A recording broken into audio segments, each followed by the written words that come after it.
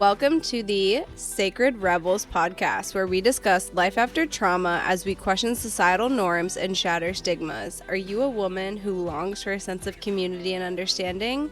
Well, stick around. There's a seat for you here. This is your host, Tay, and co-host, Amy.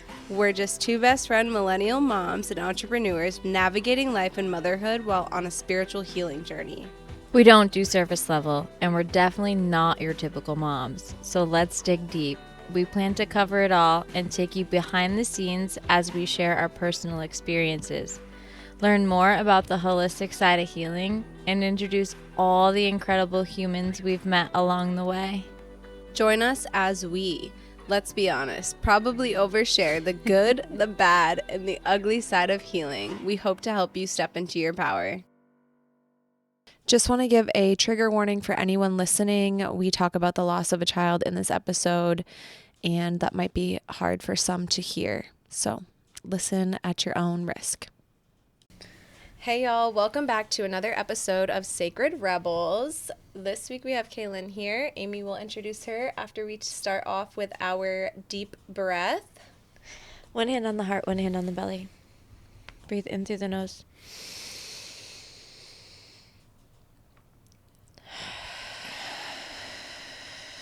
Just let that shit go. Let it go. Let it go. I am so honored and so grateful that Kaylan's sitting here with us tonight on this podcast. We have been through so much together. And it's just, I really actually can't wait. So I'm actually not even going to talk because it's really about her and like everything that she is, and like such a powerful, badass woman. And so she's actually going to pull our card, our Sacred Rebels card. How we always start off. Pulled one before. Focus on the light. Ooh. Right? I know. Focus on the light. A tremendous force of light is gathering around you. It is attracted to the purity of your intention to create from your heart. As your intention grows, so does the light. As the light grows, so does your intention. Magic wants to happen for you now. The synchronicity, perfect timing, opportunities, and information that are needed will seem to be drawn right to your door. You may start to feel as if you cannot walk outside without stumbling into something helpful, wonderful, and inspiring. I can't. Always spot on, I swear to God. Oh my gosh. Okay, so what does that mean to you? How do you perceive that? The journey I've been on is like, I feel like I've always been a bright light. And then in the beginning, I had to dim my light for everybody in the world. I had to dim my light. I was like the weird kid. I was the rambunctious kid. I was too much for everybody. I'm always too much. Not here. Not here. And then like the synchronicities is like, I look back at my life and I know the reason why I'm like sitting in this chair right now and I have the life that I do is because nothing in this world has happened that wasn't supposed to. Yeah, everything by mistake. has led me up to where I am today. Like Absolutely. There's no, like, and the signs, all the signs that you get, like once I became open to them, they're everywhere, like all day long. Every day. Yeah. All day, every day. The numbers, the license plates, like if you're looking, you will get them. Oh yeah, the ladybugs. Yeah. The people, the stories. Definitely the people. I would have to agree there. Oh, even just recently, it's been definite. I would say like when I reconnected with you, it's been more prominent too. And I'm like, oh, because I remember. That's all we're doing is we're remembering. Yeah, remembering. Exactly. It's time to remember who we are as women and the power we hold. That's it. And not dim our light. And not dim our light. Yeah. It's like the theme of the week. Yeah. Spring equinox. Yeah, because the light is back on. Yeah. The light is back on. Yeah. Spring is sprung. It's spring equinox. Okay, so we record on Mondays. Wednesdays, but tonight it's Monday and it's the spring equinox. Tomorrow's the full moon. I mean the new moon, and then Wednesday this will come out. Also first day of spring. So new life all around. New blessings, new transformations, new changes, new opportunities. I just feel it. I feel it. It's happening. Yeah. It's happening. All right, Kaylan. Where do I begin? Let's fucking go. Let's get dirty. I was like, I'm not going to identify because I haven't had to identify as anything in so long. But No, yes, don't do that. I No, was you're in here. AA. I'm no longer in AA. But I definitely qualified as an addict and an alcoholic. Yep.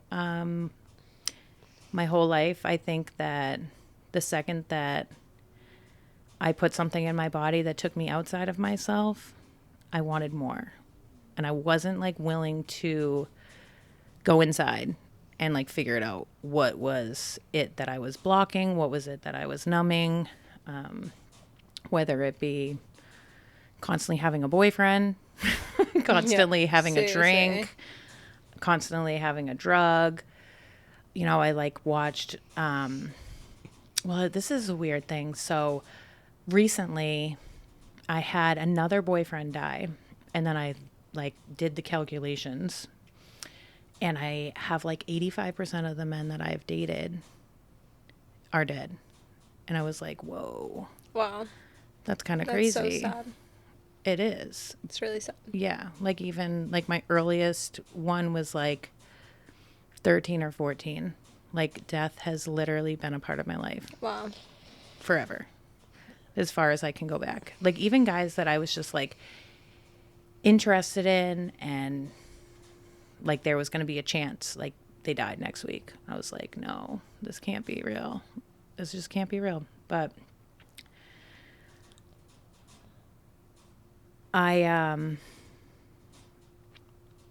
where to begin? So, Let's begin where we met. okay. So I was living in Manchester with my boyfriend and my 7-year-old daughter.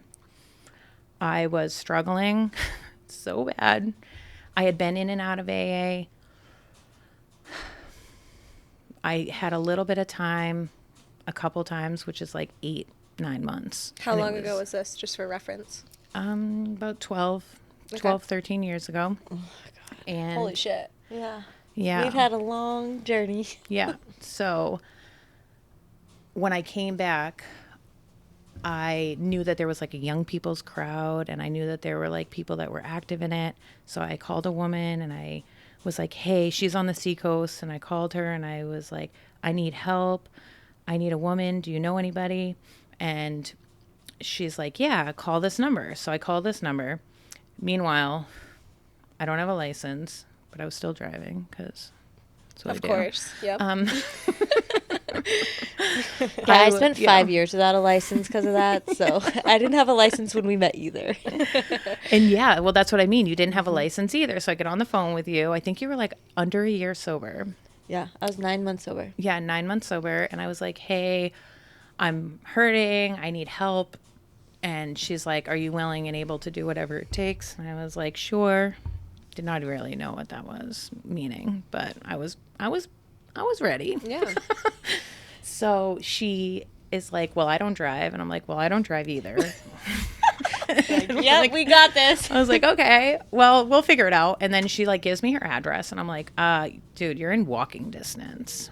Oh Like, my gosh. you're legit in walking distance. So I remember going to her house with the big book, reading it, opening it up. I had to bring my daughter because I didn't have a babysitter or anybody to take care of my daughter. So my daughter was like coming to Amy's house, reading the big book, hanging out. She had like temporary custody of Gavin, and you were in this like empty apartment with no furniture. Yep. I love it. Yeah, so like we were like sitting there, and I'm like reading, and like for 3 weeks I was like so sick. I was so sick. Like Kaylan, you would like come to my house. We would read the big book during the week, and then on the weekend you would like work and relapse, and you'd be like, "I've made cash, and I'm sorry, and I just had to because I had to stay up all night to work."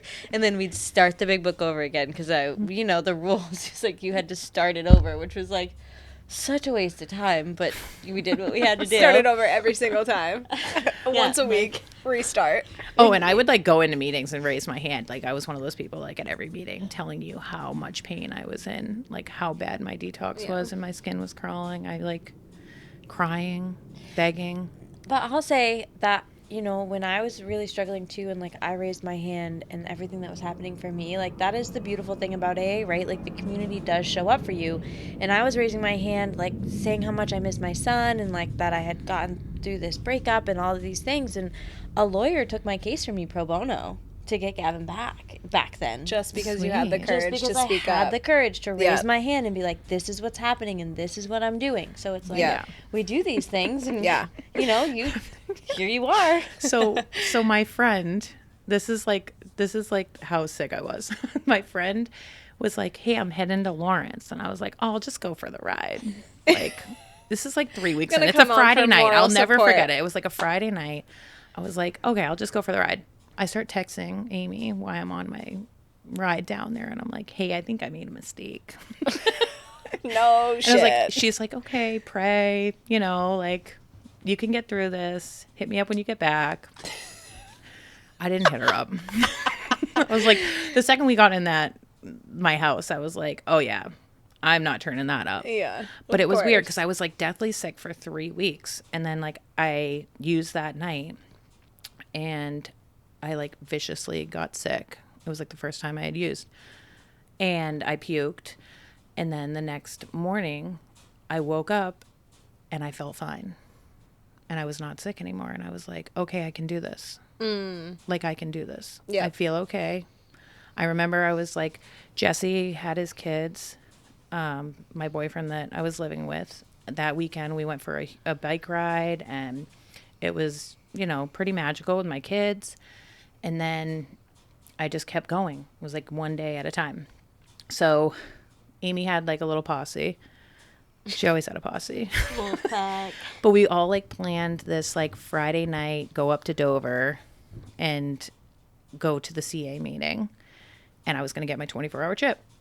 So we all get in the car and this girl was a little sketch because I was like driving. I was like, I'm pretty sure she's high. Like, is she nodding off? And I was like, just in my, like, I was quiet, you know? We didn't have a license. So it's like, okay. And driving without a license. But, no, the other girl that was driving actually had a license. She did, but high. she was definitely high. Oh. And she got her, like, 6-month chip at that meeting. And I was like, yeah, but I'll get my 24-hour chip and it'll be okay. Call it a day. And then but after... that's the thing. So that's the thing we talk about, right? Is because there's stigma around the program, people will go to meetings and be like, oh, I still have this much time because there's so much shame and guilt about getting a 24-hour chip. Yeah, so exactly. There'll be people being like, oh, yeah, and like, why? Why are you doing that? The Stop judgment. doing that. We're not doing that here. Like, if that's what you're doing, like, please just be honest because you're never going to heal if you don't get honest about where you're at. Then it doesn't matter where you're at. Like, we've all been that's there. Like, I mean, you know, like fears. We care so much about what other people think of us. The identity. It is. It is the identity. Yeah, and the ego. Like, we have to, like, live up to this certain standard. Such an ego trip. So we all went to get pizza afterwards. It was like La Festa. The best pizza. I got sober in Dover and like all these places. I'm like, CA, been you there. You might have to tag them. There. La Festa, sponsor us. So we're sitting there and there's like literally like 30 people at this long table.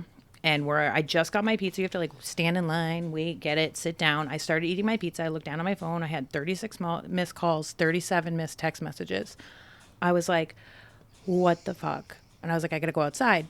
So I go outside, like literally after like 2 bites of my pizza. I call the first number that called me back. And it was this girl. And I was like, hey, what's up? And she's like, hey, what are you doing? And I was like, I don't know. You called me. And she's like, have you talked to your mom? And I was like, no. She's like, you got to call your mom. So I immediately got off the phone. I called my mom. My mom's like, I can't. She's on the phone with me. She's like, I can't. And then she like hands my dad the phone. My dad's like, who are you with and where are you? And I was like, I'm with Amy and I just left a meeting. And he's like, go get her now. And I was like, okay. So it was actually the girl that was driving was standing there. I was like smoking butts at the time. But I was like, you got to go get her, go get Amy right now. And he's like, okay. He's like, well, there's been an accident and Jesse's dead and Kiara's hurt. And I was like, what? I was like, don't mess with me, like, don't even. And he's like, listen, Jesse's dead and Kiara's severely injured and she's being rushed to Boston Children's Medical right now. You need to get in the car and you need to meet me so we can get down there as soon as possible. So it's been a while since I told my story. So, Yeah, I'm here with you. So that moment, like when you find something out like that, your body like goes into just sheer panic. And Kira's your daughter. Kiara's my daughter. Yeah. And Jesse was her boyfriend. Yeah. And I screamed at the top of my lungs and I just kept screaming and I kept screaming. And I don't even remember, like, I think you came out and like kind of like guided me into the car. But I remember like looking down on, I was like in an alleyway with like brick buildings. And I looked down and there was like 20 people down that alleyway and 20 people down that alleyway. And they were all just like staring at me. And I was just having a panic attack.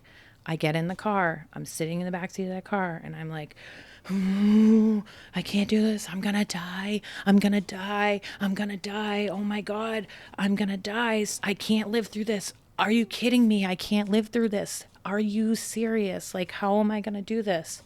And like, it was literally like a voice that was like, you need to pray. And I was like, okay, we're doing this. I'm like, I grew up in Brockton.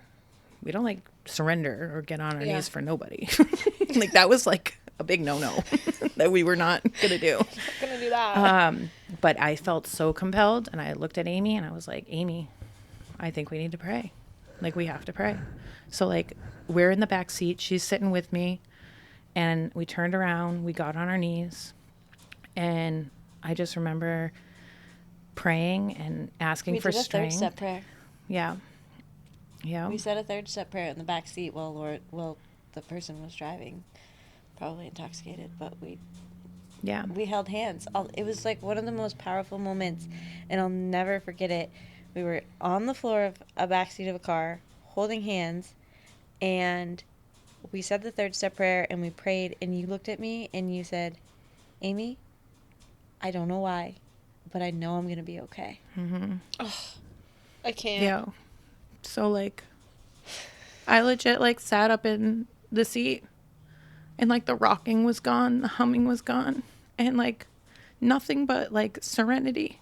Like, if I knew what serenity was, it's that moment, like, came, like, pouring in, and it, like, it literally went through my whole body, and I was like, I am going to be okay, and I just, like, kept hearing it. I was like, you're going to be okay.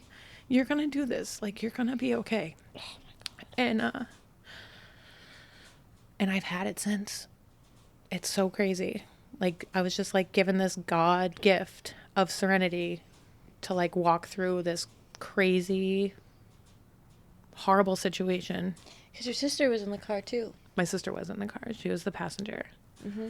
It wasn't. But my parents didn't tell me about my sister because they didn't want to freak me out even more. Mm-hmm. So it was your sister, your boyfriend, and your daughter. All in the car. And it was a 16-year-old texting and driving. Yeah. Oh, well, he didn't. God. We don't know that. Oh. Yeah. We don't know that. Like speculation. Yeah. He like there was like some things. So wait, what happened to your daughter? I'm like on the edge of my seat now. Like Jesus. So, I'm sure everybody else is too. Okay, so we're gonna get into pharma real quick too. Okay. In a minute. So we go down and they're like, your daughter is she's in brain surgery. Her How old's your daughter at the time? 7 you said? 7 years old. She was in like a booster seat with a strap. She probably should have been in like a 5-point harness. Like a car seat. Yeah. And she was ejected from the car. And well, not from the car, but she was ejected from her seat and it was in the middle of the front seat. Okay. Like, so they found her. And my sister said that like Jesse had died almost immediately. Like it was like so instant that like he was like on her lap and she was like in the front seat. And she actually like was awake for maybe a minute, and she even said like she felt like God called my dad. Like somebody was there to like call my dad, and then she went unconscious. So Holy somehow she called shit. my dad, and then she was out. So I get down there. They tell me that she's going to look completely different. She's got brain swelling. She's had surgery. And I walk into this room, and like a mother knows. Like a mother's intuition is like nothing. Yeah, of course. I knew walking into that room that like she wasn't going to walk out of there. I knew it. But you know what? I knew that like I had to hold on to hope. Like hope was going to be the only thing that got me there. And I know like she didn't pass. Well, like, and she looked at peace. She was so peaceful. Like even though her head was shaved, like but like she was so peaceful. She was like in a medically induced coma, and she just looked so beautiful. And like Amy, you remember seeing her? Like she did. She was just like so peaceful. And We were there every day. We were praying around her. Her friends at school were writing her like Oh my God, messages. you guys didn't give me like a heads up. Like, People are you were- kidding me right now? people were coming and like from AA and like bringing me to meetings, and I was like bumping into people. Like George is one of them.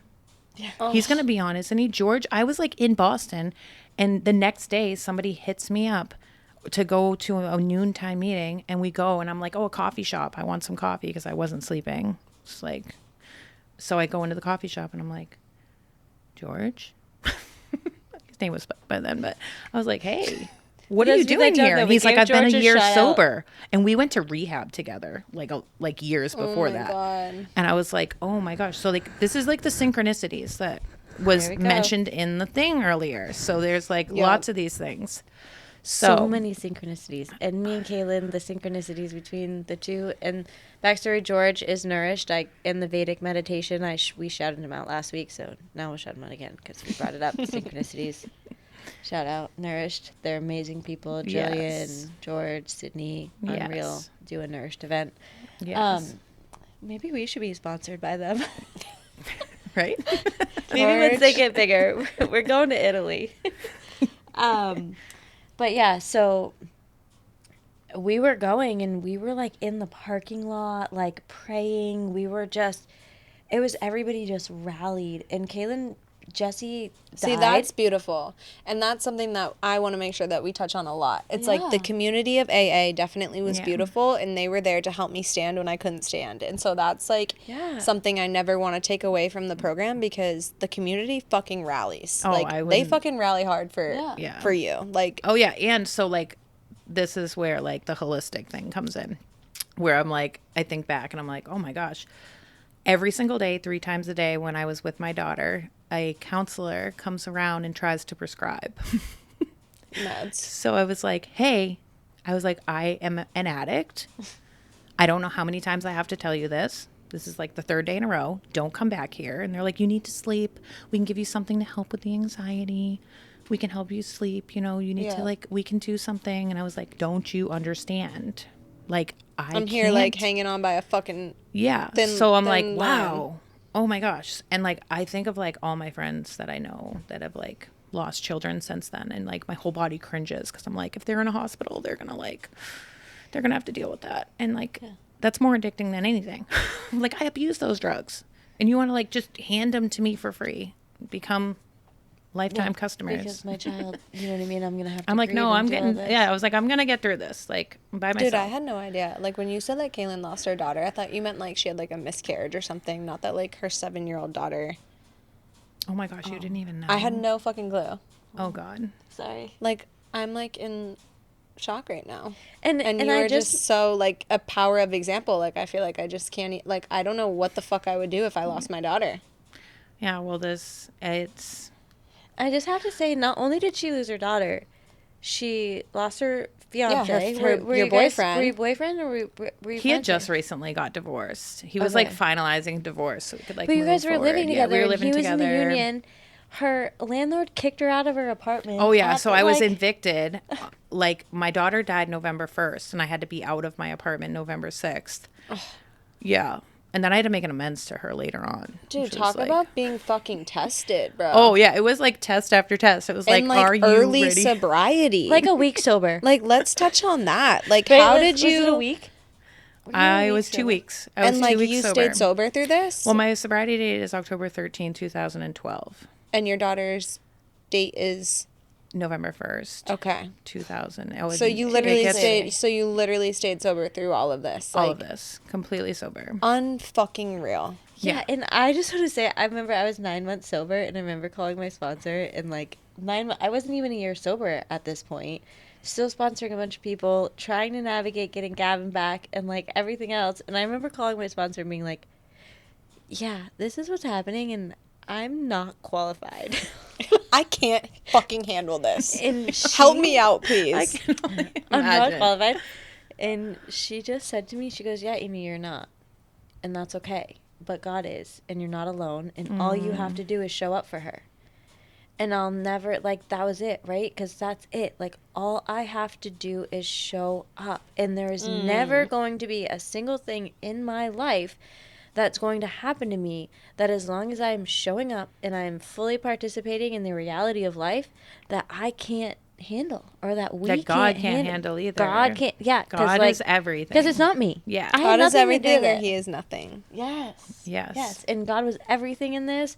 And it had nothing to do with me other than the fact that I was willing to show up for somebody Yeah. and not myself. I just wasn't selfish enough. And I was like, whatever That's incredible. she needs.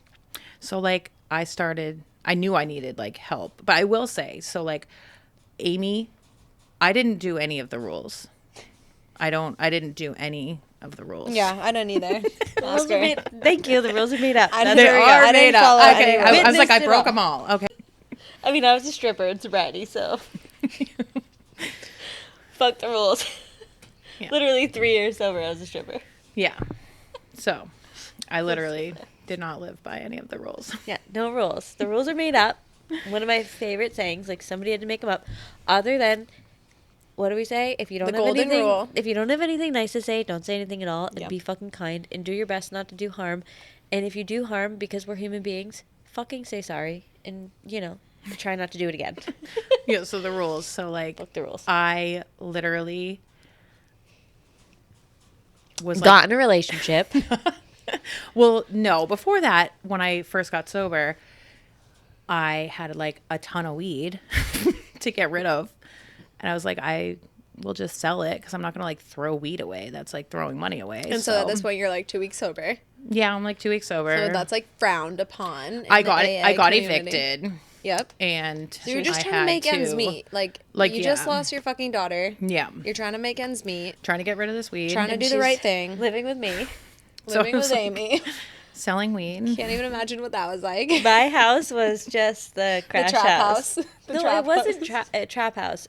I was a bartender. Probably another rule that 9 months sober, it was the only thing that That's I could what do. I did. The second sober. that Let's I say the sober trap house. Sober trap house. it was the sober trap house It for was. sure. Everybody was there. I did my third step on that porch, and I'll never So forget many it. People did third steps in that house on that porch. There's so much that went down Yeah. at that amazing apartment with no furniture, Burnt popcorn. no license, no car. We were like going to the grocery store, like Yo, but it's we so we crazy. had community though. That was community. We were like helping and like taking care of Gavin Yeah, and so like I could loving your work. son and like Yeah.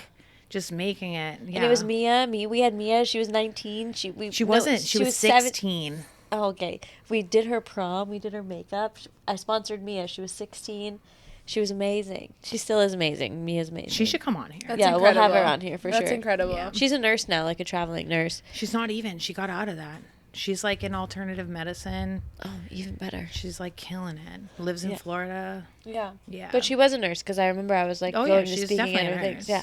She still is a nurse. Yeah, see, that's so special. so like fuck the rules. community. Yeah. Like that's so special. You guys all rallied for her. Like that's Yeah. what matters. And like these people have rallied for me. Keep going. Someone's here with us, y'all. What was that? That was They someone. probably are. So like the medium. Okay. Okay, so the day that That was weird. It's really weird. the day that my daughter died, my friend Jen, I love her so much. I hope she watches this, but I miss her. She's like, I have this really amazing medium that you should go to. I was super skeptical. I was like, there's no way. Like, I'm going to do this. I was too at that point. And so it was all over the news. The whole accident was on the news. And I was like, she's got to know. So I called from Amy's phone private, and I didn't give my name. And Smart. I walked into her house. She was a block away from Amy's house. Walking distance, because we didn't have our licenses. Dude, the synchronicities. I'm That's telling what we're you. saying. The card, the secret. Like, when God shows up, he fucking shows up. Yeah. God Like, there's is, no denying it. Look at the fucking chill bumps on my arm right now. Are you shitting me? Like, I can't. Well, when you're connected, Yeah, exactly. like, it's there. You have to be connected. You have to be open. Like, God is there as long as you, like, Are willing to receive it. yeah, Yeah. exactly. Like, you know, you seek God. Yeah, God he's will there. come. Yeah. And it's so true. So we, like, walk in, and I was like, hi, I'm your 3 o'clock. And, like, I don't even know. My face might have looked puffy. Maybe not. I don't know. My daughter, like, I'm like, it was my dad's birthday. Yeah. October 31st, when it was Halloween. Like, I got this tattoo for her, like, because she died the day that the Day of the Dead is celebrated. And her ashes are in the ink, and she wanted to be that for Halloween, and she was still in the hospital. And she ended up dying on November 1st, which is the day that the Day of the Dead is celebrated. Yep. So my dad's birthday is Halloween. He's at the hospital with us, and, like, my whole family. And the doctors are like, you know, it'd only be a couple hours. It wasn't a couple hours. Like, she literally waited until 12:15 a.m. to pass, so that it was, like, not on his birthday. Wow. And I know that, like, she didn't want to take that away, you know. Wow. So, we'll get back to that date later, because it's like there's such a significance around that date. Like, the same time period. So we walk into the medium, and I sit down, and she goes, there's a spirit here. And I was like, oh, really? She's like, yep, tall, skinny, bald head. And I was like, oh. and I did my best not to react. And she's like, 'cause I'm it's a just J name. Is it Jesse? And I was like, yeah. I just got chills again. It is. Jesus. And, like, she, like, hit it. Everything she hit, she's like saying he doesn't want me to be miserable. He wants me to be happy. He wants me to move on. He's at peace. He talked about, like, different things. And then all of a sudden she's like, oh my God. She's like, there's a little girl here with you. And I was like, I can't. I was like, what? I was like, oh, really? Because I was still skeptical. I was like, there's no way. Like, she She's knows like, my story. She read up on this. yeah. She's And had she's to heard like, it. oh my God. She's like, this girl is so new. She's like, this is your daughter? And I was like, yeah, that's definitely my daughter. And she's like, spirits don't come in this quick. And, like, it was literally like 8 hours. You know what I mean? Like, it was like 12 hours. And she came in, and, like the message that we got, she was, like, showing her all her stuff, and she loved her stuff, and, like, running in the fields with like, dogs. And, like, I, like, will never ever forget that. So, like, I was still skeptical. Yeah. I don't know how I was, like, so skeptical. And I paid her, and I was like, thank you so much. That's amazing. And I was walking out of the door, and she taps me on my shoulder, and she's like, they want you to know that they're really here right now. And she's like, you said something to her before she passed. And she repeated the 3 sentences that I said to my daughter before she took her last breath. So I knew in that instant that, like, I wasn't alone. And it was, like, such a part of my healing, because, like, if I didn't receive that gift from her and, like, knew that, like, okay, like, my daughter's going to see everything that I do now. What did you say to her? What was the sentence? I said, if you see Jesse, go with him, give him a hug, tell him I love him, and I'll see you again. And, like, I just, like, let her go. So, yeah. Then I went to the club. I literally, like, went to the club. Music's my therapy. Music is my therapy. Because the rules are made up. Me too, girl. Me too. Music is my therapy. Oh my gosh, thank God Amy was a bartender at the club. Thank God. Like, oh everything, my the gosh. synchronicities, And I went to the club, and I, like, moments was provided for us. but I remember like being in the dance floor and there was like red and black around, and I closed my eyes and I wouldn't let anybody dance with me, and I just like Enjoyed yourself. sweated it out, and I imagined like just like dancing with them, and I cried on the dance floor and I was sweating. I literally like danced for like 6 hours straight until the club was closed, just like crying and sweating. And then like I just kept going back, and I was like, I'm gonna go dancing again. And I was a single mom for 7 years, so like it had been a while since like I like got fully like had the opportunity to like work on me. Yeah. You know, because when we're moms, like They come we don't first. get the time Yeah. either to work on ourselves unless we like really make Yeah. that time. So I was like so grateful that I got to like dance it out, dance. And then I like started doing the work, and things started like opening up for me. I think you were sponsoring people at like 3 months. You were like, I need to help people. I need to get out of myself. Yeah. Like, it was like, we just like did it. We like did the work. We like Yeah. sat. You just like wrote your 4-step, like literally would sit on my couch and like I was working. No, I was and gonna you were like taking- move in with a friend, and I was like, and it was like she got high the day that we were gonna like sign like a lease. And I was like, this is God, though. Like, Yeah, God showing I'm not up, this supposed to isn't do right, this. you're You know not what I supposed mean? to I'm do not this. supposed to be there. Yeah. Or like my husband coming into my life, Yeah. you know, like my now husband, he like was sitting at the podium, and I was like, oh my gosh, He's it. he could get it. Fuck it up, fuck it up. He could get it. It's like he could definitely get that. And he got it. And he got it. He did Look get at that it. ring on that finger. But literally, like, I don't know. It was like, I'm so grateful for him though, because he like pushed back, and I just remember like the beginning where like I gave him my number. He wouldn't at first. I was like sitting on it was when I moved out to Leah's house. Yeah. And I love you, Leah, if you're listening. But I moved to Leah's house, and I remember him like coming over, and like I hadn't had like a one night stand before in my life, like ever. And I was like, I can do this. But like I tried having one night stands, but they always turned into like long relationships. Yeah. Never leaving. They like it. Just falling in love. They like it too much. Yeah, I get it. Just being honest here. Yeah, we know our power. Here we are. So, yeah. Where was I? I was Going to Dan Leah's got house, it. showing Leah's up. house. Oh, When you met Dan, yeah, and the so- rules, we were like, don't do it. Don't get into it. in Yeah, and everyone was like, relationships. he's a You had womanizer. literally just lost your Everybody was daughter. telling me like, don't do it. He tried like giving me his number, and I was like, oh no, like my mom taught me way better than that. Like, you're gonna take my number and you're gonna call me, or you're not. So eventually he took my number, but that was like a Sunday, and he didn't use it.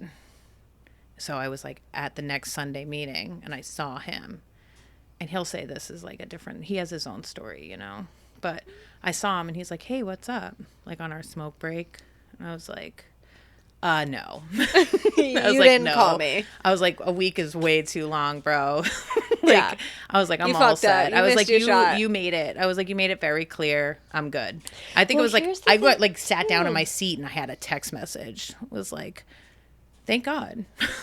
Like, But why? Why are we doing that? If you like somebody and you have feelings and there's an energetic connection and like these are the things, these are the rules, like, oh, don't text that person back, or like don't be too forward, or whatever it is. If Yeah, you play fuck hard with to Well, so like get. on his it's defense, like games. Yeah. It's like on his defense, I had No, I'm been just through saying back something. then. Well, like I had been something, and he even says this, like Yeah. he didn't want to be that guy. Yeah. He didn't want to be that guy. I had gone through something so traumatic that he was like, I can't. It was a lot. Yeah, it's a lot. And he was like over a year sober, you know, so he Yeah. would be 13th stepping me, you know. And you were like, what at this point? How many? 2 months sober. Yeah. Okay. A month. So like freshy. Yeah. Little baby. I was a little baby, and I had just lost my boyfriend. Yeah. and daughter. And my daughter, yeah. And so like I kept seeing him everywhere though. Like I went to like breakfast at somebody's house, and he like walked in to like hang out with the husband, and I was like, okay, what are you doing here? That's weird. Yeah. Like, okay. You just kept showing up. Synchronicities. Yeah. And then like Because when God wants something to happen, it's going to it's going to happen. And then like, so we like found out like our parents have, like my last name was Cook. His last name is Look. Our parents Kaylan have Look. it went from Cook to Look. Like I didn't literally like just, I hated my last name though. It was spelled Kuck. So like my whole life, that was trauma in itself. Cuck. Was having that last name. Like traumatized. Oh God, I'm dead. So he and his parents have the same wedding anniversary as my parents. And so it's kind of like whatever. More synchronicities. Meant to be. And I was like, living on Amy's couch, and It was no, you weren't at my couch. You were in my bed. I was in your bed. I was in your There's bed. other Let's people clarify on the that. couch. Let's make sure, Dan, you hear that? I was in her bed. I was in her bed. You didn't save me from no couch. I had the bed. We even kicked dudes out of that. We did. They slept on the couch. Because So women in our power. yeah. And then like from that moment on, I was just like, I was like rocketed. I was rocketed to like another dimension. Yep. And I started working with people. And I think now that I look back at it, I was so consumed with ego. I think it was like the ego. Yeah. And 100%. I could not be alone.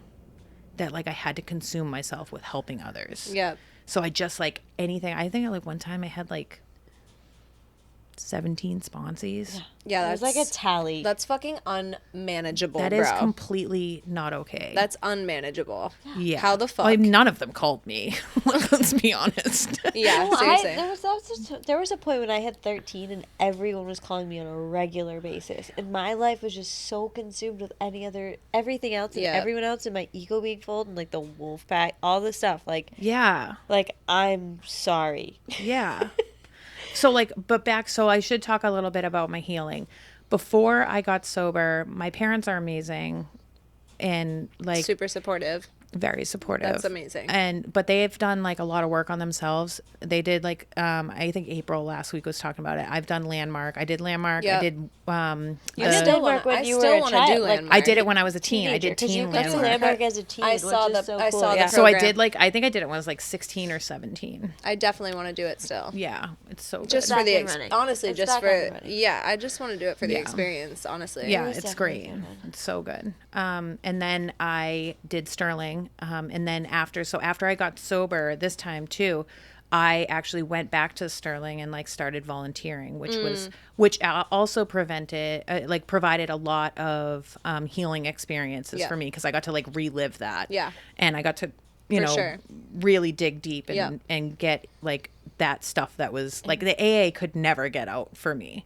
Yeah, And like, get the support of women we and always always say, too, constantly it's like- have like women in my life. And like that's something crucial. Yeah. The most powerful thing that women can have is like strong women in their lives and Yep. women that they can trust. 100%. I It's agree. the biggest thing that women need Yep. is like women, is like a circle of women that they can trust. That's My why we circles have started changed. our women's circle. It's this Friday, our first one. It's sold out, and we Yeah. have so many people messaging us. The women's circle, women. And This don't is worry, insane. you guys, if you didn't get into this one, please don't worry. We might be doing them twice a month if we need to. Yeah. Like, there will always be room for you. We're just trying to figure this out. It's our first to one, plug- and yeah. we're already like 22 Just to plug people. this in. Amazing. That's amazing. Yeah, I can't wait. It's going to be incredible. Yeah. Because So that's, like you said, you need women. And You do especially need if you're women. not part of a community like AA, Yeah. where that's provided to you. There's, like, a lot of these people that are coming to us are either stay-at-home moms or women who don't. yeah. They're so like you graduate high school, you leave college, or you never go to college, and you're living life, but you don't have these women in this support system in your life anymore. Yeah. And that's so like crucial. Yeah, and like my ego, community. yeah, but like my ego definitely like played a huge part in like not in like the relationships, but like in AA, like my ego was so ugly. Yeah, I think we talk about it all the time. 100%.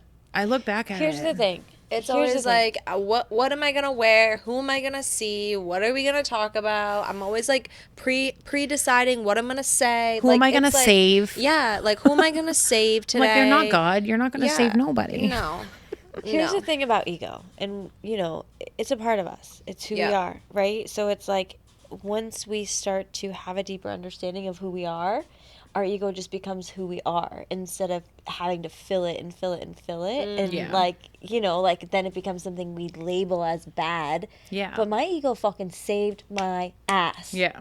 Saved my ass. Yeah. Oh, yeah. So that's fine. I can accept that for that moment of life that got me to the steps that it got me to get me here. Because now I have a deep understanding of my ego and I fucking love myself. Yeah. You love yourself. Tay I loves do. herself. And that's a part of just accepting our ego as a Yeah. piece Oh, of yeah. who Well, we you are. need to like get to know your ego. But you it need to is have a sick. relationship But with it your can ego be and like sick. know who that is so that you can actually see when that ego is like being present. Like I Yeah. had to like really dive deep Yeah, with my check ego and be yourself. like, we're going to have a relationship. Yeah. Like I'm going to Yeah. let you know like what it looks like. And you know, like I've lost people in my life from that. And like, that's what it is. I think there's a time and place, right? Like I always say, like there's healthy ego. Like it's okay for my ego to show up sometimes if I need it to. Oh, Like, yeah. especially when it comes to my sobriety. Like in the beginning of my sobriety, my ego is definitely what kept me sober for a very long time. Yeah. Like I stayed sober so I could fucking raise my hand and be like, "Yep, I can sponsor you." Like Yep.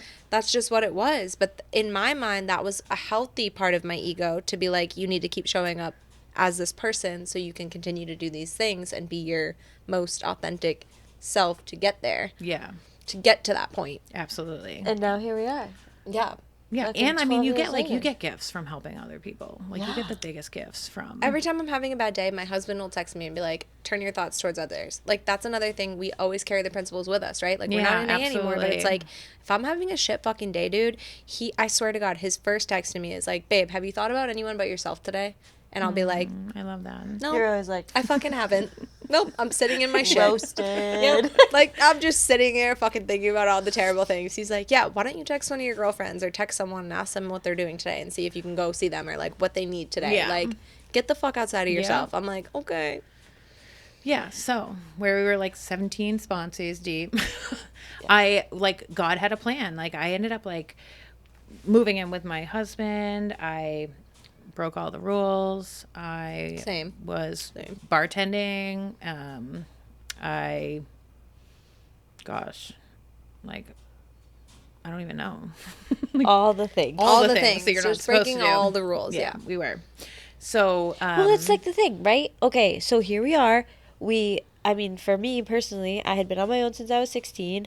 I had, you know what I mean, done whatever I had done. I had no, like, real guidance and rules. Then I was a drug addict for however many years I was a drug addict. You were a drug addict for however many years you were a drug addict after growing up in Brockton and fighting and doing all these things.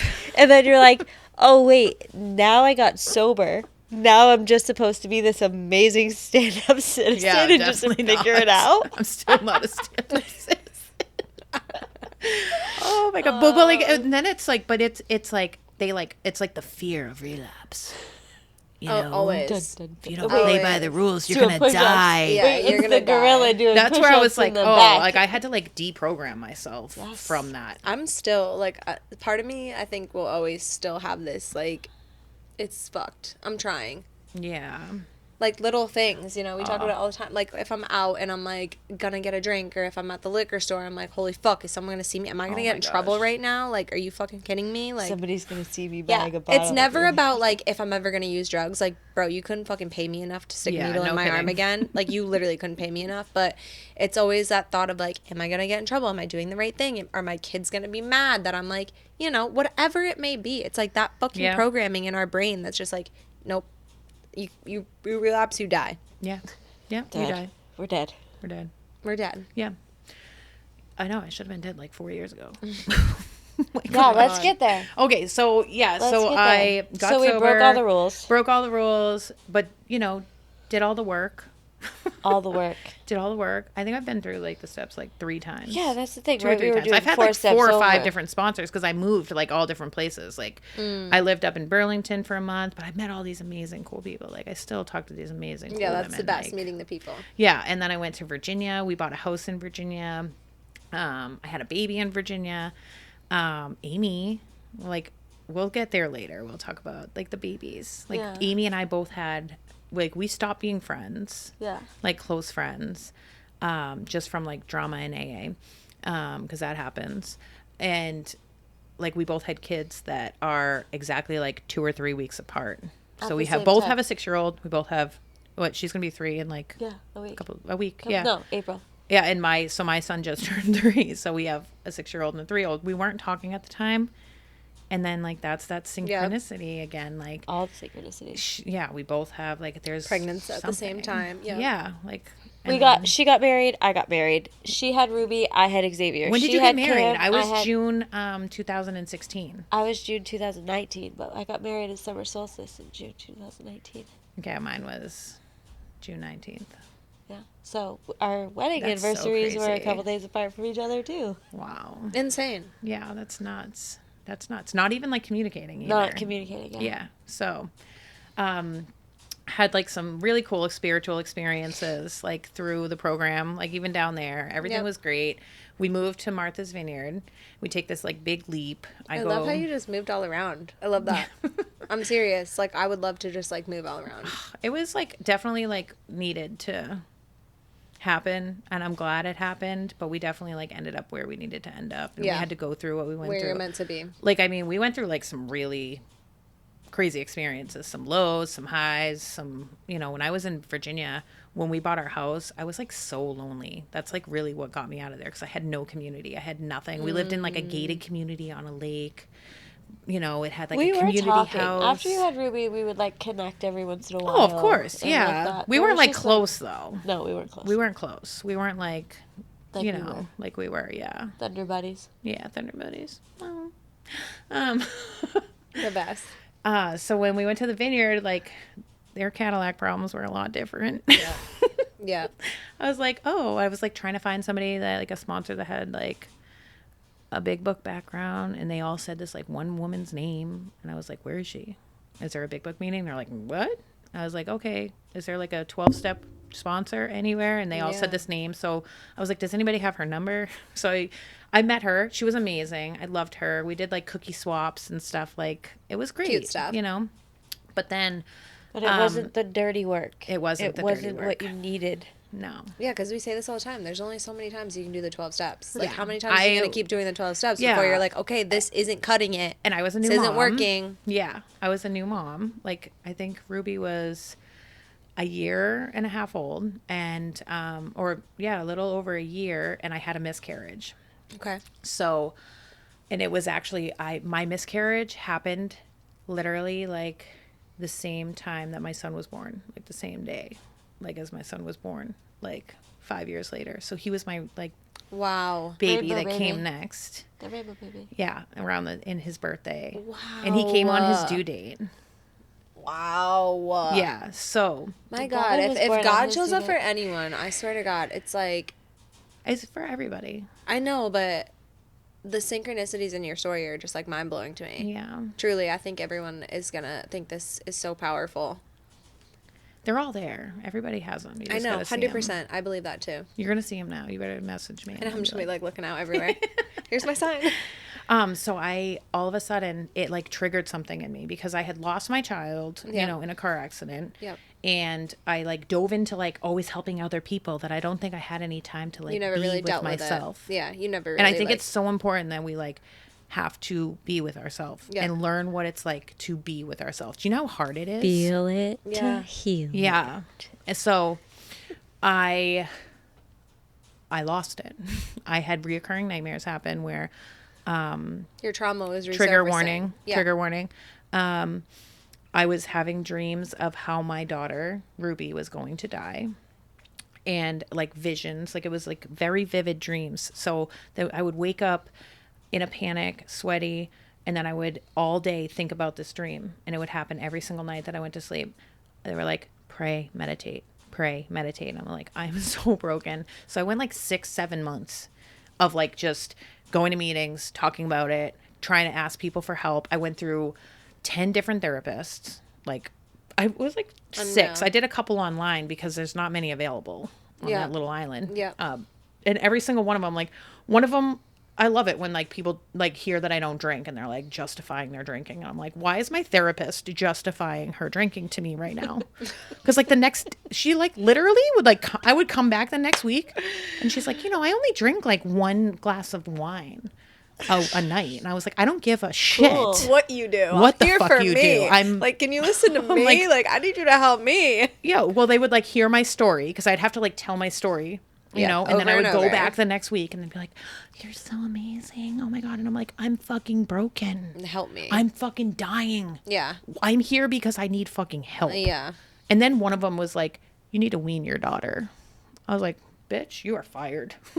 Tell me how to fucking parent my child. Wait, wean your daughter off what? Like off breastfeeding. Oh, okay. Therapist like asked me to wean. I was like, "You're fired." You're literally like fired because therapists are just insane. And then I was suggested CBD oil. So I started taking CBD oil and it helped. It did help. I was like, oh, this is okay. Like I can sleep at night. I'm not having dreams. We're good. I'm getting good sleep. Yep. Yep. And then a friend of mine suggested somatic healing. Have you ever heard of Yep. like somatic healing? I've been looking into somatic yoga. Oh my gosh. So I did this like body somatic therapy and this like experience was like the best experience I've ever had. She literally like went through, it was like a guided meditation, went through every point of my body. Because trauma lives in your body, you guys. Yes. Trauma lives in your body. And you And have she's to move. magical. So she like we went through all, I wasn't feeling anything, and then I got to like my belly, and this was like there was like a huge block. I saw this like wall in this meditation, and I was like, it's in my uterus. And she's like, okay, tell me like what's going on. And I was like, you know, it feels like really hard and it's there. And she's like, what are you feeling? And I was like, I'm scared. Like I feel really scared, and that's why that wall's up. Because like I realized like the miscarriage like did more like to me than I thought it did. And she's like, okay, well, does this have anything to do with your nightmares? And I was like, absolutely, it has everything to do with my daughter because I'm afraid that my daughter's gonna die. And she's like, okay, put your daughter in front of you. So I was like in this guided meditation, and I thought that she meant like Kiara. So I put Kiara into the guided meditation. My also daughter is the one the who one that passed away. died. Yep. And she was like surrounded in this like white light, and she wasn't moving her lips, but she was talking to me, and she was like, Mom, I'm so proud of you. I'm so proud of you. And like I had to go. You wouldn't be where you are today if I didn't go. Oh my God. And I was like, okay. And then she's like, you have a purpose. I fulfilled my purpose. You have a purpose, and you're doing it. Incredible. So I tell her this, and she's like, okay, well, you're obviously intuitive because this doesn't happen. Very often. And Yep. she's like, I meant your daughter. And I was like, well, I just have this like huge fear that I'm going to like lose another child because that's what was coming up for me. And then she's like, okay. She got me back into the meditation. She told me to put Ruby in, which is like my current living daughter. And she was actually like older when she stepped in, like into my brain. And she steps in and she's like stoic. She was like very like almost like a warrior. And she like, I was like, okay. And then all of a sudden there was like 500 like tribal warriors. Like they looked like big Incredible. like Viking tribal people behind her. And I was like, and I like woke up and I was like, oh my God, she's okay. I was like, she's protected. She's protected. Incredible. And Ruby's like that. Ruby is Goosebumps again.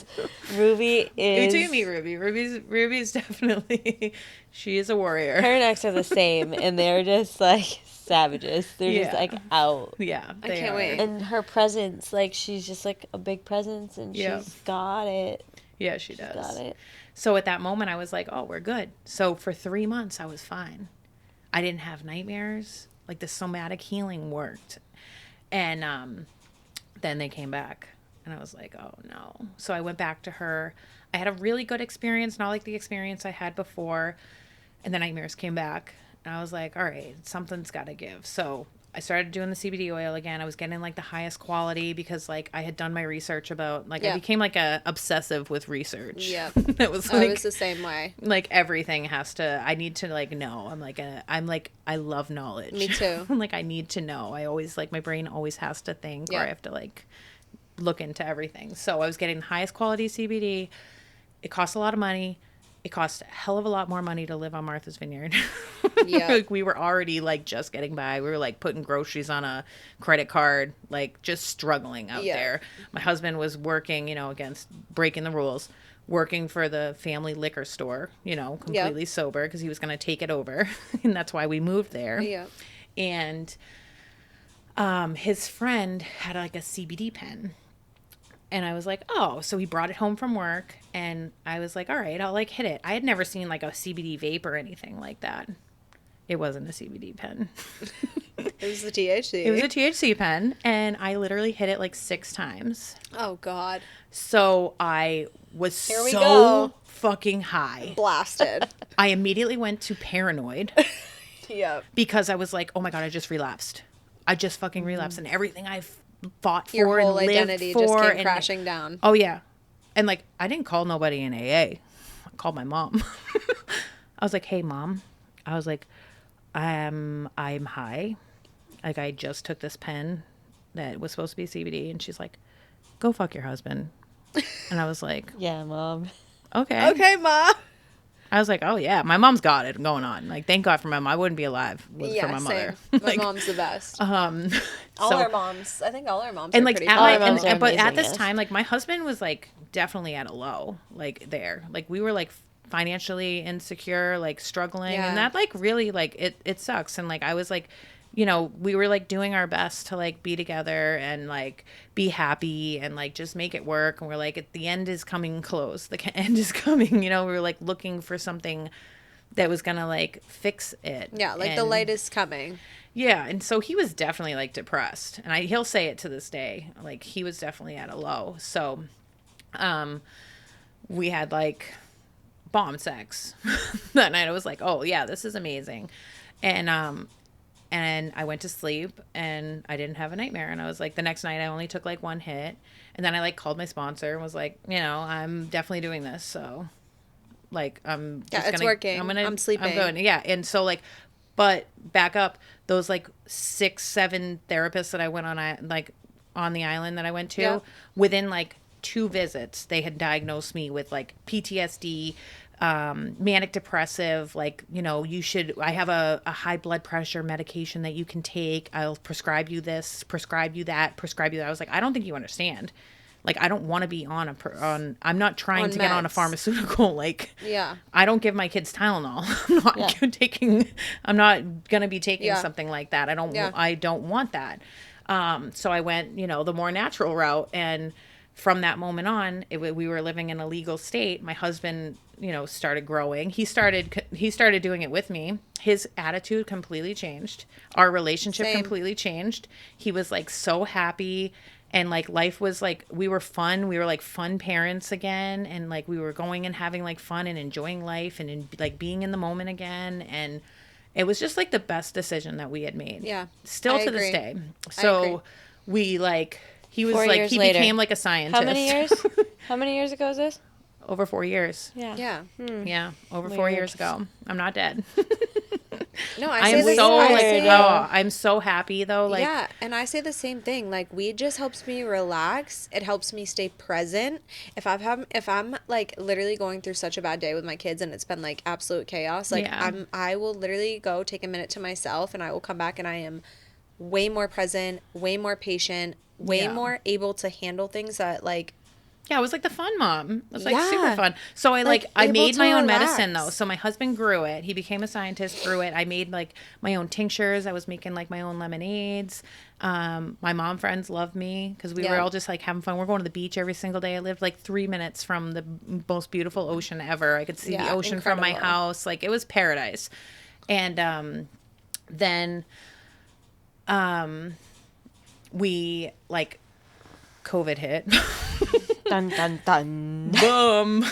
And I was like, I gotta We get won't off. go there though. was Okay, like, no. we're not gonna. We're not. I was like, it's I gotta about get off this COVID. island. I was like, I gotta get off this island. And I was like, let's go to New Hampshire. Like, let's just go to New Hampshire. Something traumatic happened. And like, we had hit some like family issues. And I can't, it's not my place to Yeah. do that. So we hit a little bit of like some stuff. And it was like all these signs led up to, we need to get out of here. We need to get out of here. There was the synchronicity. It was like, we got to go. So like, it was a Sunday and I was like, just start packing. Like, let's just start packing. So we started packing. My husband quit his job with his family and was like, I'm done. I called my little brother and I was like, hey, we're moving off the island. We're going to try and find a place to live. Couldn't find anywhere because they were like, oh, waiting lists until March. It was the week before Thanksgiving in November. And I just kept calling and I kept calling. Got on all these waiting lists and Friday came and I got a phone call in the morning from the place that told me they didn't have anything available till January. And they're like, hey, if you can be here on Monday, you can have the place. And I was like, oh, we're there. So like I booked because you have to like take a car. So I had to like book had my little brother get the U-Haul truck off the island and drive it to the boat, get it on the boat, pack it up, get the thing off. And then we came to New Hampshire. And then like from there, it was just like, we knew we were right where we needed to be. Within a year, my husband like tripled his salary and like incredible. I was like, okay, this is amazing. Everything worked out. Well, we had my son on the island too. So we had my son. My son was born like 10, 11 days before the shutdown happened. So we're like with like a little baby. We're like moving our whole selves up. Then we came up here and I got to see my sister for the first time. So my sister was in the car accident. Yep.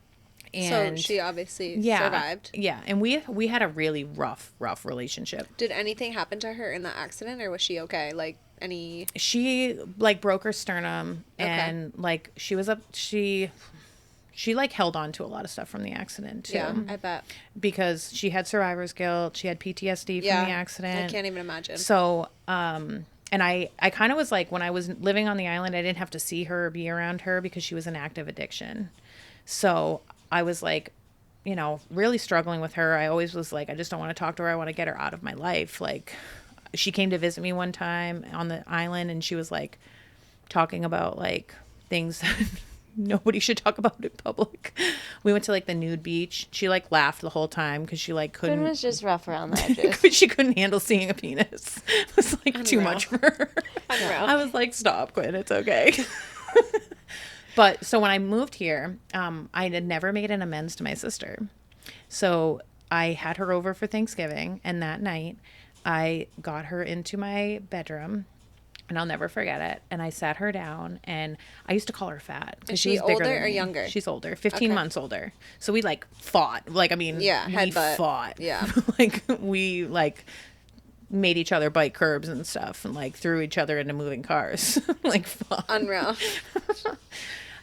So I sat her down and I like got to make this apology to her. And I said to her like all these things that, I wanted to say to her for a long time. And then she started crying and it was like everything she wanted to hear. So a week goes by and she comes to me and she's like, I want to get sober. And like, she walks in my house. First off, she stinks so bad.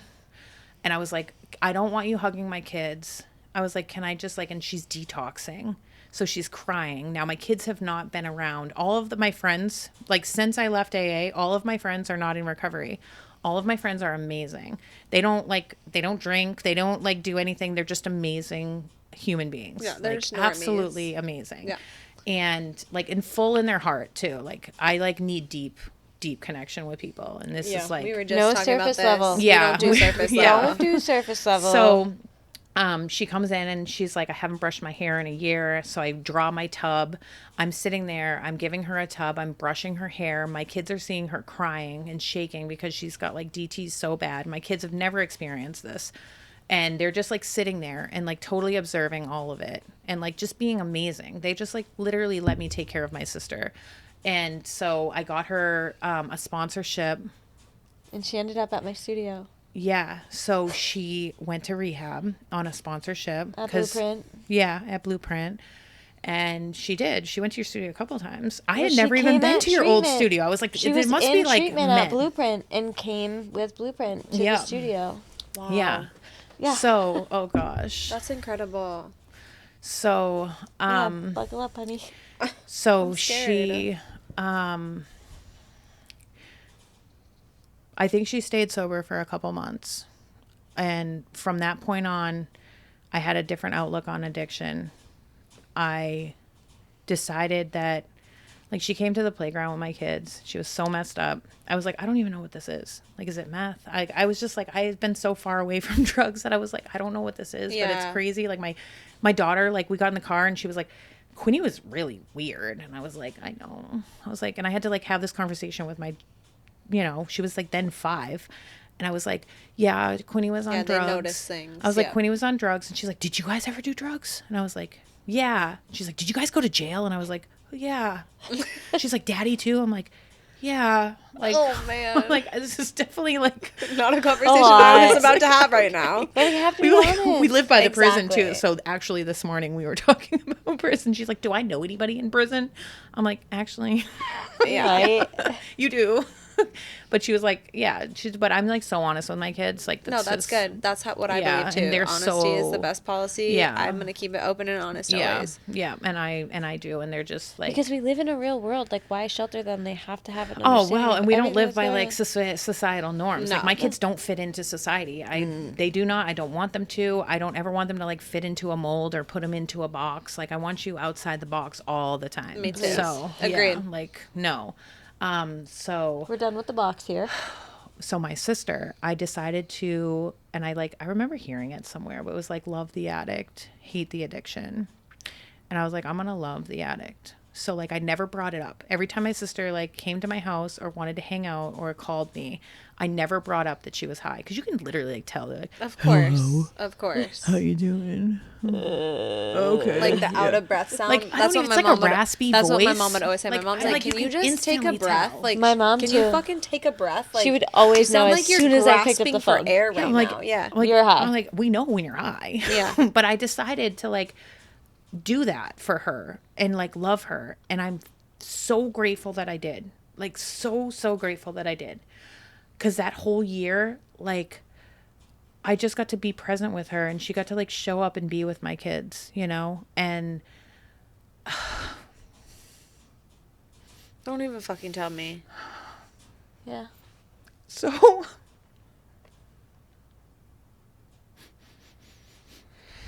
I'm like still trying to heal from this. So it was November 2nd. Remember, like my daughter died November 1st. And like when October hits, it's like my sobriety date. And then like 68 days later is like the day that Jesse died. And then like 2 weeks later is when my daughter died. And it's just like a fucked up month for me. And I never know how I'm going to be. I never know how it's going to happen. And like that, I was like, when it was like over, it was like November 2nd. I like woke up and I was like, it's over. Like, it's all good. Like, we can just keep going on. My husband like randomly had the day off. We're like walking down the hall. It was like 1 p.m. And I was like, yo, you smell that? And we're like, we live in like a complex. So there's like a lot of doors. I was like, I smell a dead body. And he's like, come on. I was like, have you ever smelled a dead body? Because I smell like a million dead bodies. I feel like I just know what death smells like. So I just like, I smell a dead body. And then it went away. And I was like, okay. It's like 6:30 at night, putting my kids to sleep. My parents are in vacation in Mexico, and they call me at like 6:30, and I was like, hey, what's up? This is weird. Like, you guys are vacationing in Mexico. He's like, I got something to say. And he said, she's gone. And I was like, what do you mean she's gone? And she's like, Quinn OD'd. And I was like, no. And I was like, please just get my kids to sleep. So I like tried to like hold myself in to like just be like, there's no fucking way. Like, there's no way. Oh my. There's no way. There's no fucking way. Right? 9 years and 1 day. Exactly 9 years and 1 day after my daughter died. The synchronicities. So, and what happened the year before that? The kid that was driving the car accident, he died. He got sober. Okay. He He got sober. So the kid that drove into your car. Into Jesse's car. He died. Yeah. He finally got sober. He had like 2 or 3 DWs and the Concord Patch. Oh my fucking Like word, Concord dude. Patch wrote this like awful thing about him, and I tried to reach out to him. Like they were like, he shouldn't deserve to ever drive again, blah blah blah, because he nodded off at like a stop sign. And I went on there and I was like, hey, I'm the mom and the girlfriend, and if anybody, you guys need to really just stop being stop like this. Because and healing, like everybody because needs I like to heal. forgave everything, like that whole situation. I was like, I've done the work where like I healed, I feel okay. And clearly that kid was still very sick. Yeah, and I was like, I Suffering. want to reach out to him. I want him to like know that I'm okay. He doesn't have to live with this like guilt and shame. Like I'm Oh my okay. God. So his friend hit me up and was like, he's in no shape or form for you to talk to him. So I never got to talk to him. Still to this day, like I still like I would love to have like a conversation with somebody, just to like, Yeah. maybe someday. Like his parents or something. Yeah. Yeah. So, oh yeah, I will. Yeah. I believe that'll happen when it's meant to, clearly. Yeah. Like So- everything else that's happened. Yeah, so my sister died, and at that point, like, I had like used THC. I wasn't using it like daily. I only used it when I needed it, and I used it like in tincture form. So like I made it myself, and I would like put it in my like coffee or tea or like whatever I was drinking, and I would like drink it. But when my sister died, I knew immediately that I needed to feel it. So I completely stopped using anything, and I like walked through it clear. It was like a very dark couple months where like I had to like take care of everything for Really my feel parents it. were on vacation. They live in South Carolina, so I had to do everything for my sister's death. Had to do like meeting up at the the funeral home, the crematory, All the the arrangements. police station. Was it this past November or has it been a year? It's been over right? a year. Yeah. Yeah. So, yeah. It's been over a year. So, yeah, it's been over a year. But like, so I stopped using it because I knew like I needed to go back and like when my daughter died, I knew I needed to like feel it and I needed to like really be present, and I wasn't going to like use that or like even like allow myself the like opportunity to like numb anything out. So I like literally like went so deep and it got so dark. It was like very dark. Yeah. So I think I don't know if I like disassociated or not, but I started going down. Like I started really going down. Yeah, I call it the black hole. Yeah. I have my So moments. I was really struggling. Like my husband's absolutely amazing. Like he just like puts up with me. Same, girl. I don't know how the fuck he does it. Oh my gosh. I'm I like blessed. wouldn't be like he I know. we've been together for like over 10 years, and like That's we've never incredible. even had a fight. That's incredible. Like we just like vibe together, we partner together. Like he knows, like I don't even have to tell him like, hey, can you do the dishes tonight? Like he just does them, or like just picks up like Dill, are you hearing this? he's incredible. He's so, and I'm like, I mean, I'm not like a very easy person to be with. Same. Like powerful Same. women come with A lot of shit. A lot Yeah, of shit. a lot of shit. I'm okay with it. me too. But he's evolved with me though. Like he's Yeah. supported me in all my crazy endeavors, my crazy, conspiracy theories, we want to call them. Like That are now facts. yeah, that are now facts. That are now facts. But he's literally evolved with me, and I've watched him grow, and like how like him growing with me, and like him even like being his own, like he's just amazing. Yeah, that's just it. You grow together, you grow apart. Yeah. And so Yeah. like, and now like Unfortunately. anytime I try to use THC or smoke or anything, my body's like, nope. Nope. And I should just like, and I've been listening to it. So I don't like, I like tried smoking like a week ago, and I was like, I'm dumb. Like I can't even, like, this is not Yeah, something well, that listen, I like. if you know, you know. Yeah. And I was like, Yeah, and that's just it. Like, Yeah. you listen to your body, you listen Yeah. to 8 your hours signals. later, you're like, so like, so I went down this like really deep low, and I haven't like shared this publicly or anything with anybody Yeah. yet. Well, thank you for being vulnerable. I was like numb, and I wasn't feeling anything. Nothing. I wasn't feeling anything. I was just like literally like Living life. on this like Hamster wheel. wheel. Yeah, Yeah. just like, okay, let's do this. And I'm like, I was like really, really, really low. And a friend of mine had been offering like a night of to like do a guided psilocybin trip. Yeah. So I was like, one night I went to a friend's house. We sat there and we both felt the same exact way. This was like last week, right? 2 weeks ago? No, it was like a month now. Oh, okay. It was So a month recent, now. yeah. So, and mind you, we were like so dark. We had this conversation. We were like, we're so dark. Like, we need help. And I was like, oh, wait, I have a friend that's been offering. Let's do it. So, like, that next night, and I had like never left my kids. Like, I do like gentle, like not even gentle parenting can be like lazy parenting sometimes, but I like attached parenting. I like my kids to know that I'm leaving and like it's mutual. Yeah. So I put my kids to bed and I went over and I was like, all right, let's do this. And I had like this amazing, well, it wasn't amazing. I had a dark experience that was needed to happen. And I purged things that like, I didn't think that were inside of me. Like I watched this like darkness get like sucked out of me. And like after my sister died, there was like this dark shadow like in my house. And I was like, what the heck is going on? I was like, you gotta go. And it wasn't my sister. Everyone's like, you know, dark or, you know, spirits come back gray or dark. And I was like, nah, I would know if that was my sister. It's not something's, you know, but like when people die, you're more vulnerable to like to receiving demons and things like that. So, I like tried everything that I knew to like get rid of it after my sister died. And then I like had a friend that was like, you need to like rebuke in the name of Jesus, like to have it go away. And it got closer. It was like in my kitchen, in my TV. So like every day I was like, come on. And I was like talking to it. It was like, if you come back during the day, I'll be fine. You know, just come back during the day. Don't come at night. And then it got like to my bed and I was like, I can't do this anymore. So I did exactly what they said. And they were like, I rebuke in the name of Jesus Christ. You need to leave now. Yep. And I watched that thing like shoot out of my house. And I was like, oh, shoot. Like, oh my gosh. So like from that moment on, I started like praying to like Jesus every night. Like I would pray to God too. And then I would like pray to God. I was like, am I praying right? Like, yeah. The rules. So I started like praying Whatever works to for Jesus you. every night. I was like, please protect me and my children. You know, thank you. Amen. Just like really quick. And and I did that. And then we like started looking for churches just because I was like so intrigued. And I was like, something is obviously calling me to go there.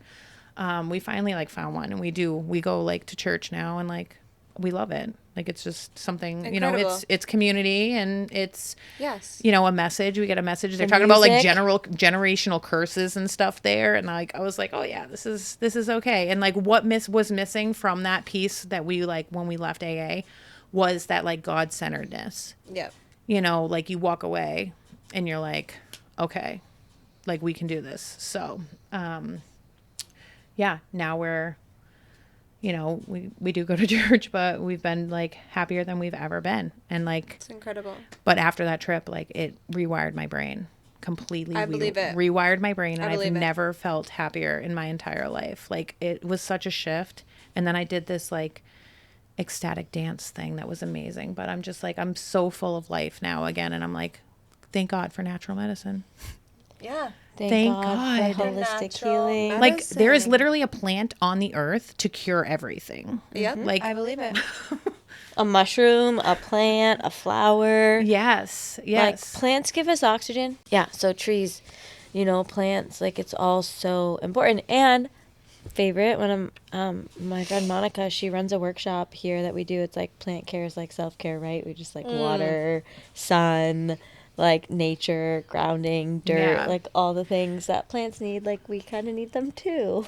Well, yeah, it's like mind, body, spirit. And then I think of like, it has a lot to do with community too, though.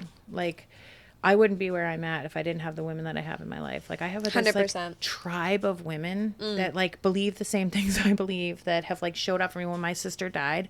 I didn't have to cook for like 2 weeks. Incredible. I wasn't alone. Mia came to my house, literally just like got a plane ticket and like was like, oh, I'm just visiting my parents. And I was like, oh, that's so crazy that you're visiting your parents like the same week. Like she stayed the whole time. Like, and she meant to just come to my house. But at night I was like, hey, you're not leaving, right? Yeah. I was like, please don't leave. You can sleep over. Yeah, please don't leave And me. she's like, I was hoping you were going to say that. Well, I've said it to both of you guys. It's like, yeah, like I had like a really important part in like the beginning of both of your stories, but like what you guys have done for me in this past year has been like unreal. And like what Mia was able to do for you was like what we did for Mia when she was 16. Like the synchronicities, like the full circle moments, like, you know, just all of it. Like it just doesn't matter. Like there is no like hierarchy, like, oh, like whatever it is. It's just like, no, it's the same thing that happened fucking 12 years ago when Chloe, shout out to Chloe, my first sponsor, literally was just like, yeah, it has nothing to do with you. All you have to do is show up. Yeah. Like we just have to fucking show up. When you were like going through shit, I was like, I gotta reach out to her. I'm like, come have dinner at my house. Like, and I just sit there and I don't say anything sometimes. And I just like can't be alone, right? Yeah, And yeah, I'm like you just have to hold it. space sometimes. Like that's just what it is. You just need space sometimes. Yeah. You don't have to say the right thing. You don't have to do anything other than literally be like, oh, can I come over? And like, I'm just going to sit on your couch because like, I just don't want to be alone. Yeah. Right? Like, I just don't want to be alone. You know how many right people now. are alone right now? Like, don't know how to, like, they're pick like up the wanting phone. a friend and they don't know how to, like, have a friend. And no expectations. Nobody, like, teaches us how to be friends. I know, that's what I was trying to say earlier. Like, the women in the community, it's like this circle, I hope, can bring so much comfort to so many women who have felt so alone for so long, because that's not okay. Well, like, women get hurt the most by women in their younger lives. Yeah. And then you're literally like, fuck women, I just want to be one of the boys. Yeah. I was a boy too. A girl. Yeah. I was like, I'm, you know, I was a guy's like, girl. Like I was a guy's girl all growing up. Like I only had guy friends, and everyone, like, I was made fun of so bad. Like I was a slut because all my friends were guys. Like I wasn't fucking all of them. I wasn't fucking all of them. Like they were my boys. I loved all my boyfriends. Yeah. Like all my guy friends. They were the best. I was the only one not fucking them. Literally. And they're still my friends today, but now they hit my husband up more than me. Funny. Oh, it's so funny. No, yeah. So now So now we're here and we have a community of women and it's so important. And like, it's just like the synchronicities and it's all full circle. And, you know, here we are. You know, I've been out of AA for 3 years. You've been out of AA for 4 years. You've been out of AA for 2 years. We're alive and we're thriving and we've all stayed connected. April, same thing. Like, we have so many people that, like, I have so many friends that are still my friends that aren't a part of that community anymore that are, like, happy and thriving. Yeah, I had someone messaged us on the podcast page, actually. And she was just so thankful that we were speaking out on this. She's actually still in AA, and I don't want to say her name just in case, but she was saying how grateful she was because she was saying that abstinence isn't everyone's story, and more people need to talk about that because, yes, you can get sober through AA. Yes, AA changes your life. Yes, you can do all these amazing things, but sometimes there's those some people who leave, and that's okay. So when I'm a pretty vulnerable person. I'm really real and raw. Me too. And when I just lay it all out there. When I came out, it like took me everything to come out and like talk about my like THC use to like the social media world. Yep. And when I did though, some of the most amazing women that I loved and adored and respected and so looked up to in AA came out to me and was like, I've been doing that for years. Same. Girl, same. Like, what the fuck? I was like, what is happening? Amazing. Like, I love that they're still there, that they can still like be there to help others. Yeah. And like, I still feel like I should be in some way, you know, like helping others, but like, it's okay for me to be like a mother right now. Yeah, I was just gonna say, I'm right literally now, like raising children. that is your job. And like right now, it's my husband's like the most always important reminding job. me that. Yeah, he's always like, babe, you need to focus on right now, and like these two kids need you, and that's just what it is right now. Like, I'll write a book, and then I'll just like everybody can read my book. Yeah, I can't wait. Everybody's journey is different, and luckily, here we are. We have Sacred Moon, so eventually you'll be, you know, running some tantric, and we'll be, you know, some so down for that, or some ecstatic dance, or, you know, whatever. And like, here we are. We have the space. Yeah. And it's time to just stand in our power and speak our truth and not be afraid of being judged or shamed or whatever it is. Like, if you want to judge me, you want to shame me, you should probably look in the mirror because you're just so mad. You know what I mean? Like, and I don't feel that type of way. I don't judge myself. I don't shame myself. I don't judge you. I don't shame you. Like, we Same. are all one. We are all here. We are all on this path. And whatever it is and whatever gets you to wherever it is, like, I fucking love you. Yeah. And you are I not love you alone. too. I fucking love you, bitch. And I love you. And, my like, my God. life is forever changed. Yeah. Like, forever. And, like, I have these beautiful relationships and these beautiful people that, like, we've gone through some shit. Like, there was times where we didn't fucking like each other at all. Like, Yeah. I didn't always like Tay. She annoyed me sometimes. Like, she was so much Yeah. younger than me. Like, you know what I mean? Well, Like, everybody's I hated mirror, the advice though, she gave me. You know? I'm like, no, bye. yeah, everyone's like, fuck you. And you know what I mean? It's just like, that's fine. And I'm honest about that. Like, we're all here. We're, like, doing the shit. And, Yeah. like, now look at us. I know. Yeah. I know. You're fucking What's most thriving. important, though, right? It's like what's most important is like that open line of communication. Yeah. So, like, That's just it. If you're But, willing like- to get uncomfortable and get honest with the people around you Yeah. of how you're feeling Yeah. or what you're So, like- doing or the things, like, and just I do it. want to, like, touch on the loss, though. Like, because I know a lot of people that have, like, lost Yes. children or have lost. Yeah. And, like, a lot of them, like, they really struggle. Yeah. And, So, like, for a long time, I looked at myself and was, like, judging myself because I'm like, why am I okay? Why are they, like, Yeah. so upset? Like, am I doing it wrong? Am I grieving Am I the like, wrong am way? I grieving? Yeah. Am I, like, not doing the, like, whatever? And, like, I just know, like, when you, like, look at your child, like, think about it. You, like, look at your child and, like, you see their joy and you see their light and their purity because, like, they're at that age where, like, they are so pure. Yeah, the It doesn't innocence. matter. Ugh. Baby, whatever. They're know. just so pure. There is not 1 second that your child wants to see you miserable. no. That's the last thing. They want you to live. They want you to live the best life that you can live and be completely present in the moment. Jesse used to say, like, the present is a gift. That's why they call it the present, you know? Yeah. So, like, be there and be, like, in the present and, like, it's okay to, like, feel, but, like, really feel. Like, Yeah. get it out. And, like, you don't have to be miserable. You don't have to live a life, you know, like, I could never see my child wanting me to Be curl stuck in a ball. Yeah. Be stuck in and be that stuck. dark Don't get me hole. wrong. I have those days, you know, Of like, course. you know, they're very few and far between now. And we honor them. We do. We do. Like, I And that's literally okay. was like, that's how I fell in love with Dan. Cause, like, I was like 2 months, you know, like, dating him. And I had just a really hard time with that day. And I was, like, crying. He came in with his friends. He saw that I was crying on the bed. He, like, left the house. He told his friends to leave. And then he just, like, came and, like, laid his whole body on top of me while I was, like, frantically bawling my eyes out. And I was like, the world needs more people like this.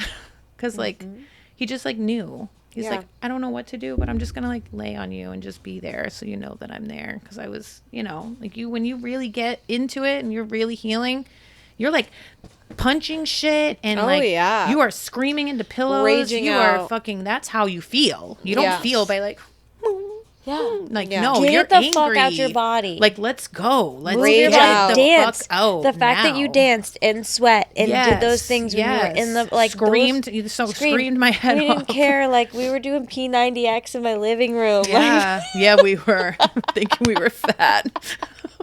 P90X. We were. Fucking In our bad. living room, we have pictures of us back then with, like, the exit grass. Yeah. Oh God, we were going to the gym. We were just like going to the club. We'd go to like these random places in Boston on a random Tuesday night because like that was the only night we didn't have to work because we worked on the weekends and it would be like, and we just did it. We moved our Yeah. bodies. And we didn't even know. I didn't even have that knowledge back then. No, but we just knew it was like, well, we trusted our intuition too. We like went by like, you know, What just, feels like, good? What feels What good? Let's feels do. What do we good? want to do today? There were days when like we just like sat down and did absolutely nothing and curled on the couch. That feels good too. Yeah. What I would do for a day like that. I know, right? Girl. I'm telling you. Like, it's been a week. Someday. Yeah, it's been a fucking week. It's been years since I've had any of that time. Well, I just want to thank you so much for coming here tonight and spending the night with us and being so vulnerable and so raw and Thanks for having me. sharing such a powerful message. I can't believe you didn't know. I know. I'm just still mind blown and I'm like going to go home and sob, I swear. When I re-edit this, I'm just going to cry the whole time. But I I'm just so grateful. Like, so grateful that you were willing to come here and share this, because I know it's going to impact a lot of people for sure. I hope I can help somebody. Girl, you've been helping people. Yeah. Yeah. It's powerful. It's so powerful. And I believe, honestly, like, it made me, like, who I am. Like, you know what I mean? Like, early Yeah. on in sobriety, like, going through a situation like that and Yeah. being able to, you know, have God show me that, like, I could, you know, show up for somebody, because, like, I didn't show up for myself. Like, that's what we learn, right? And, like, stay sober through anything. Yeah, stay sober through anything. And, like, moms, you know, like I was saying earlier before this, like, people are like, I can't even imagine. I'm like, Yeah, moms do imagine. We think about it every single day. Mm-hmm. Like, I literally think, like, we have, you know, this love for our children that every single mom in the world knows. They're like, I can't imagine losing my child. Yes, you can. You think about it every single day. Yeah, or seriously. you have thought about it. Yeah. You've literally envisioned how your child is going to hurt themselves or Or could there's been die, a or how that would situation be where like. they jump off a couch 'Cause and you do scorpion, know. and you're like, oh my god! Yeah, And so, they're like- like knock the breath out of themselves. Yeah. You're like, oh my god, did you just die? Like, fuck. Yeah, so, like, they do know. They'd be like, moms do know, because, like, Yeah. we have that same love. So, like, you know, it's different. Yeah, when you lose a child, it does feel different, but at the same time, like, it's your worst imaginable, like, nightmare come true. So Yeah. but at the same time, it's like, women just want to be there for women. So, like, to discredit anybody and their, like, what they've been through or what they believe, like, women just want to see women, you know, good women want to see good women, like, heal. So, like, find those women that you can be with that will sit there with you and be like, you know, I love that. Here I we can't are. imagine. We're your women. Come to us. Come to us, please. Seriously, though. Like, right. like, all jokes aside, like, so serious. Like, we are here.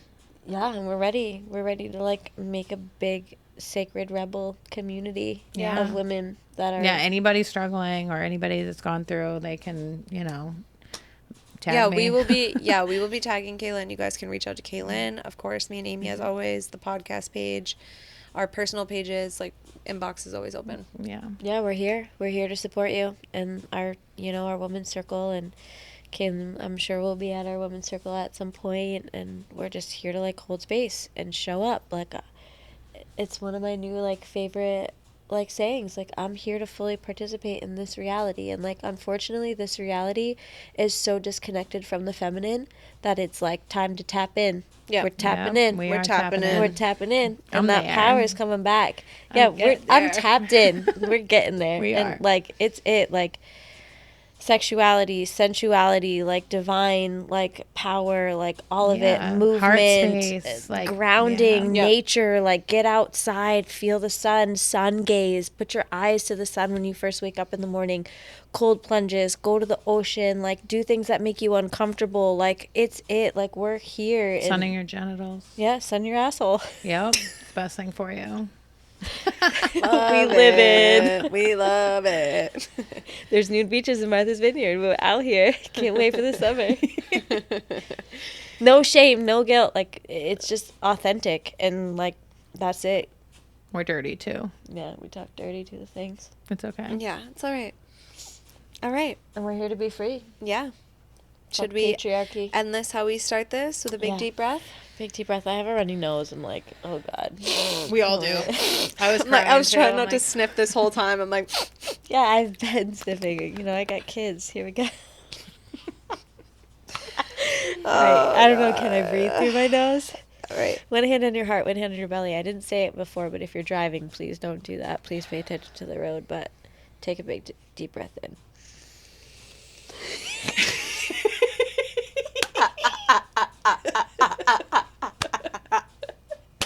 We needed to laugh after all this. Like, Yeah, For real. we needed to is just it. like take it down a notch. It was real serious. Maybe There's your big deep breath. maybe we won't breathe.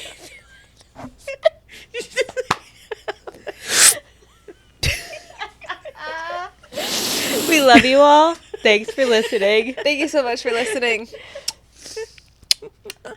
Bye. Thanks so much for taking the time out of your busy schedule to listen to what we have to say. It means the world. As always, we want to end this episode by reminding you that we are not medical professionals and we are not giving any type of medical advice. We simply are sharing our experience and solutions. We are here with the intentions of reminding you that you are never alone and that everyone's healing journey is unique to the individual. Stay well, Sacred Rebels. See you next time.